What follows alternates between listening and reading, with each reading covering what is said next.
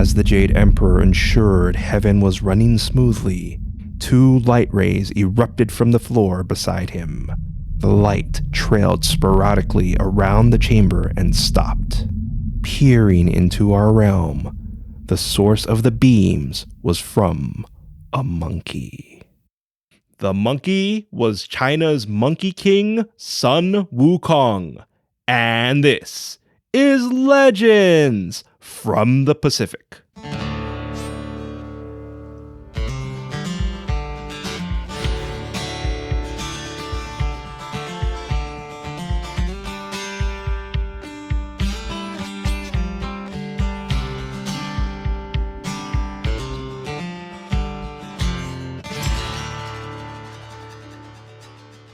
Aloha, and thank you for joining us. This is Legends from the Pacific, episode 77, China's Monkey King, Sun Wukong, Part 1.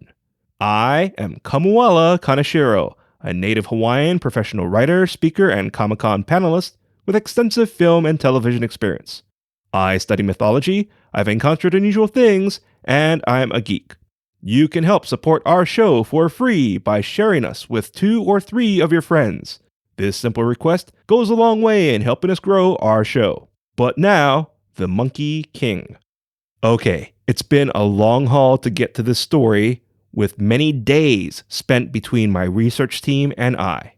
So if you haven't done so, please listen to our last few episodes about Hanuman, China's Dragon Kings, the Jade Emperor, and our 2 episodes about Yama, since they all play a role in this episode and you may have a deeper understanding of these beings.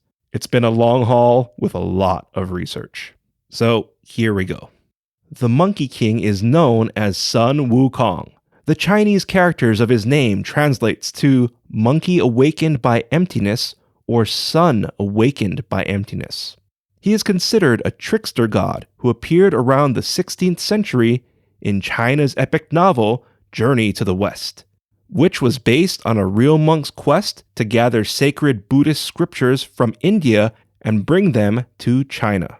He was successful, and this was critical in helping Buddhism flourish in China.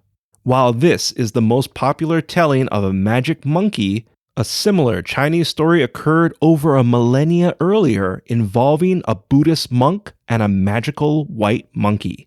This story was shared in the 4th century and written centuries later.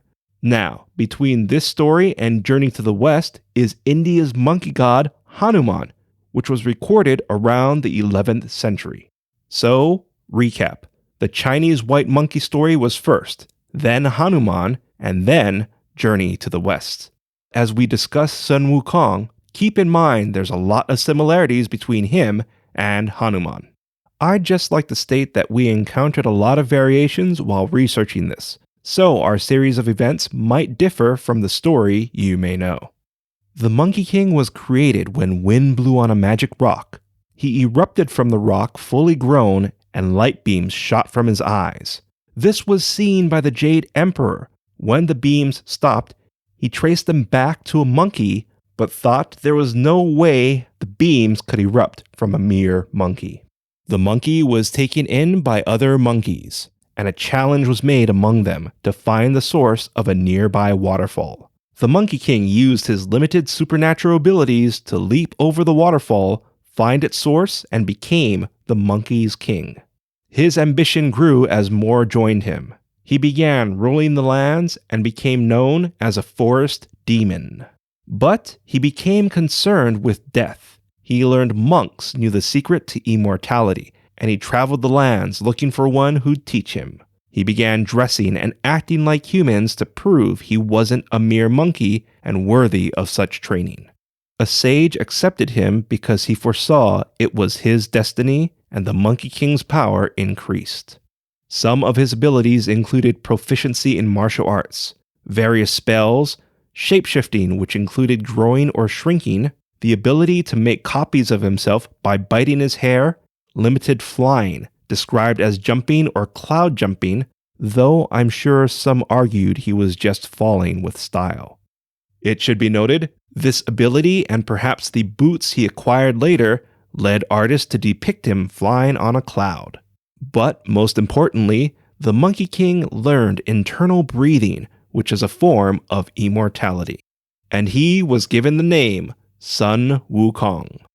He returned to his kingdom, but demons overtook it, and while he was powerful, he needed weapons. During his travels, he learned of dragons who held great treasures and went to them. This was our featured story in episode 70, China's Dragon Kings. Please consider listening to it now if you haven't already. After the dragons, he returned home, intimidated the demons, and they joined him.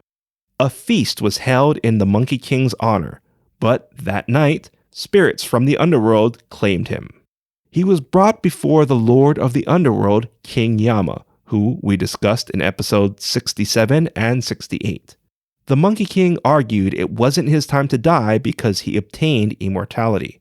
King Yama said, that may be true, but his name was listed in his book, so it was his time to die. The Monkey King lashed out and defeated the souls of hell. He confronted King Yama, but Yama argued he was just doing his job, which was to ensure the underworld ran smoothly.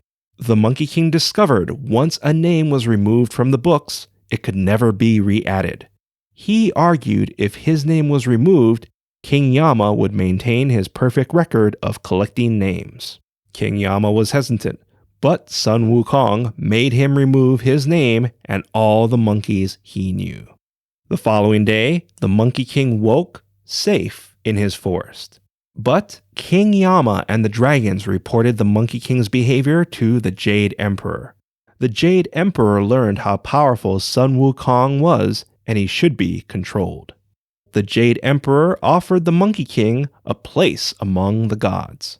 He accepted, but the gods refused to acknowledge Sun Wukong as their equal and granted him the title Keeper of the Heavenly Horses. Sun Wukong was proud of his role, but learned he was a glorified stable boy.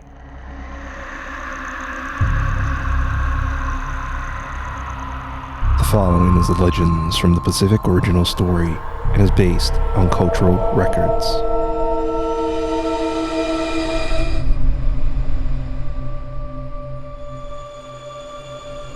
The Monkey King was furious the gods would mock him with such a demeaning position. He worked hard, proving he was no mere monkey. Though he didn't study as much as the Jade Emperor, the Monkey King knew he was cunning. But if the gods didn't want him, he didn't want to be in heaven. He returned to Earth. His friends and allies welcomed him, but wondered why he was back.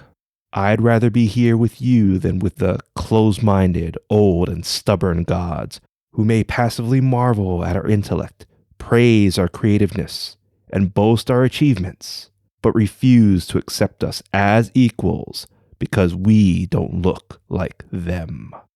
They treated me as such, and even though I played by their rules, these sore losers didn't want some monkey among them.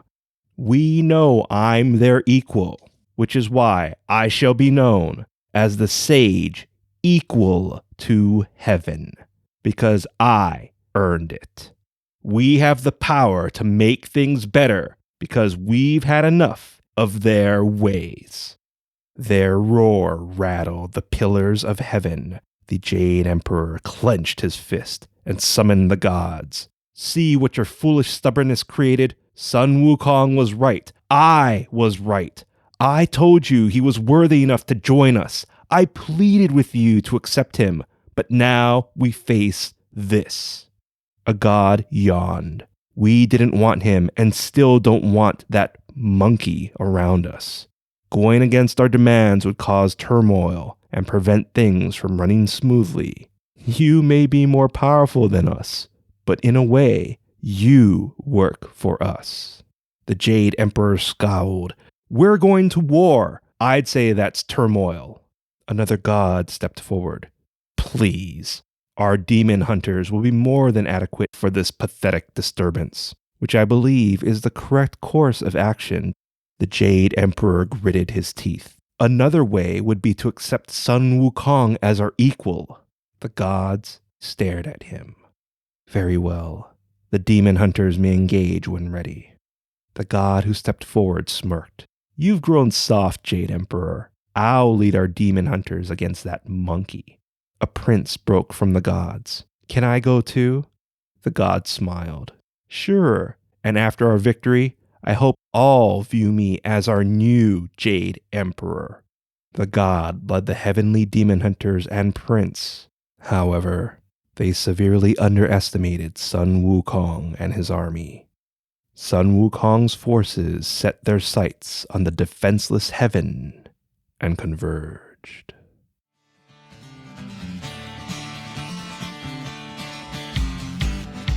Sorry, but that's all the time we have. I'd continue if there wasn't so much more to our story. But join me next time for the conclusion of our epic tale. Thank you very much for listening. Mahalo and a hui ho.